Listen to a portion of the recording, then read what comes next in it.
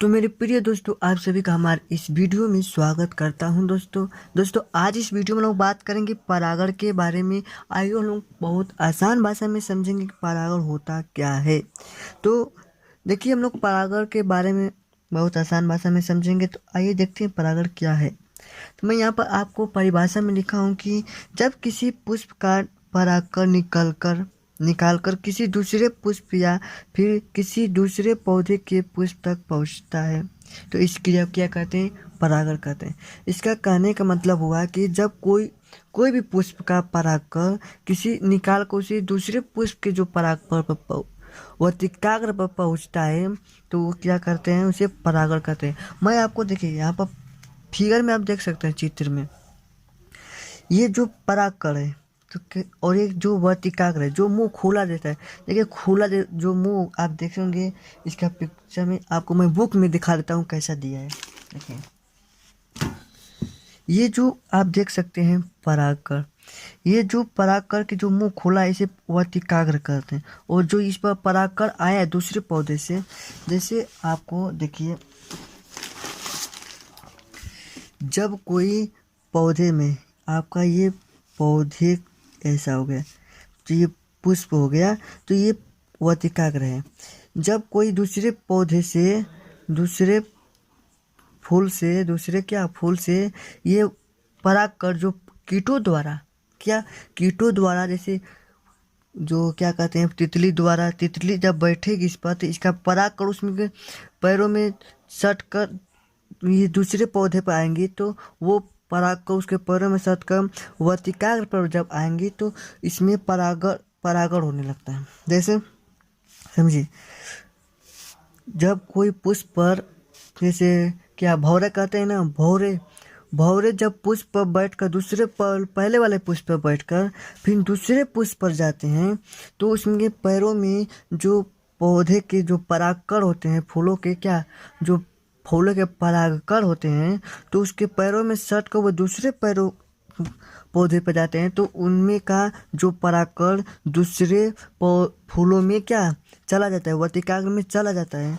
तो देखिए यहाँ पर दूसरे फूलों से यहाँ पर वर्तिकाग्र में आ गया परागकण। वो वर्तिकाग्र में जब आया तो वर्तिकाग्र जो होती है इससे होकर ये नर युग्मज के अंडाशय में जाती है।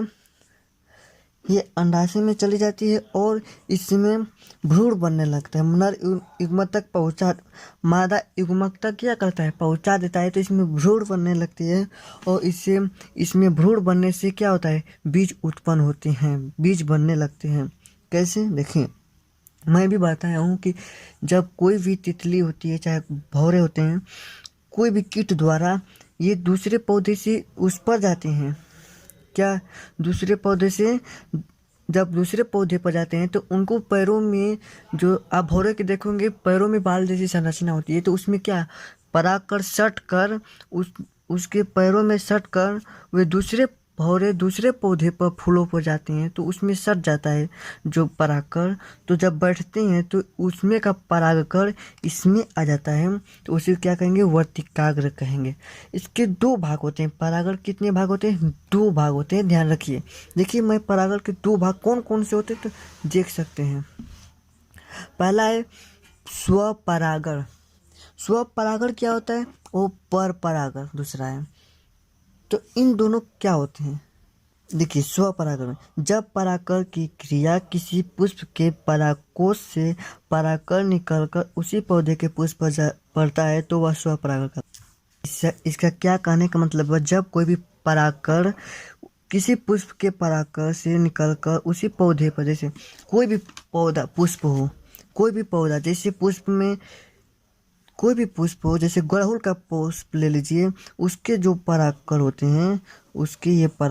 हैं वैसे जैसे क्या कर रहा है कि जब परागकण किसी पुष्प के परागकोश में, जैसे कोई भी पुष्प कर रहा है, उसके परागकण निकल कर उसी पौधे के पुष्प पर पड़ता है। जैसे एक ये कौन सा है पौधा? गुड़हल का ले लीजिए। गुड़हल का पौधा से परागकण निकलकर उसी दूसरे गुड़हल के परागकण पर पहुंचता है तो वैसा ही संरचना होती है, मतलब वैसा ही बीज बनाता है। ये गुड़हल का पौधा है, फूल है, ये भी गुड़हल का फूल है। तो इस पे का वर्ती परागकण जब कोई कीट द्वारा सट कर, जैसे कोई तितली, जैसे समझिए तितली द्वारा, जैसे भौरे द्वारा सट कर इस पर बैठे हैं पहले, और यहाँ से उड़कर दूसरे पौधे पर चढ़ गए, तो उनको जो पैरों में सटा होता है परागकण इस पर आ गया, इस पर दूसरे वाला पर आ गया, तो उसी को क्या कहेंगे, स्वपराग। वैसे जैसे ये एक ही पौधा एक ही जैसा है, ये भी गुड़हल है, ये भी गुड़हल है जैसे, तो इस पे का इस पे जब आएगा या इस पे का इस पे जाएगा तो एक ही जैसे गुड़हल पे जाएगा, समझे, गुड़हल पे जाएगा तो वो स्वपरागण कहलाएगा। अब पर परागण क्या कर रहा है देख लीजिए। जब एक पुष्प के परागकण लिंगी जनन द्वारा उत्पन्न उसी जाति के अन्य पादप के वर्तिकाग्र पर विभिन्न माध्यमों से पहुँचते हैं, मतलब कह रहा है कि जो एक पुष्प के परागकण, क्या एक ही पुष्प के परागकण किसी दूसरे अन्य पादप के वर्तिकाग्र पर, मतलब कि एक ही पुष्प है, ये जैसे गुड़हल है, समझे, ये गुड़हल के परागकण किसी दूसरे परागकण पर जाएगा, जैसे ये गुड़हल है, ये जैसे कोई भी पुष्प समझ लीजिए, जैसे कमल है, तो इस पे का परागकण इस पर जाएगा, इस पे का परागकण इस पे जाएगा, तो इसको क्या कहेंगे, पर परागण कहते हैं। इसे क्या कहेंगे, पर परागण कहते हैं, मतलब कि अलग अलग पौधे पर जाता है, जैसे एक पौधा नहीं, इसमें स्वपरागण में कहते हैं, कहेंगे कि एक ही वे पौधे जब परागकण किसी क्रिया में पुष्प के परागकण, मतलब कि उसी पौधे पर जाता है। आप मैं यहाँ पर बताया हूँ कि ये देखिए, ये गुड़हल के मैं फूल बताया हूँ, जैसे गुड़हल का है, इस पर का जो परागकोश होता है, ऐसे ही गुड़हल के फूल पर दूसरे पर जाएगा तो इसे स्वपरागण कहेंगे। कि जैसे ये फिर गुड़हल के फूल हैं और ये कनैला का फूल है, समझिए, ये कनैला, ये गुड़हल का हो गया, ये कनैला का हो गया, तो ये कनैला का फूल जो गुड़हल के फूल से परागकोश करेगा तो ये अलग बीज बनाएगा, क्या करेगा, अलग बीज बनाएगा, कि इस पर का गुड़हल पर जब बनेगा तो अलग बीज बनाएगा।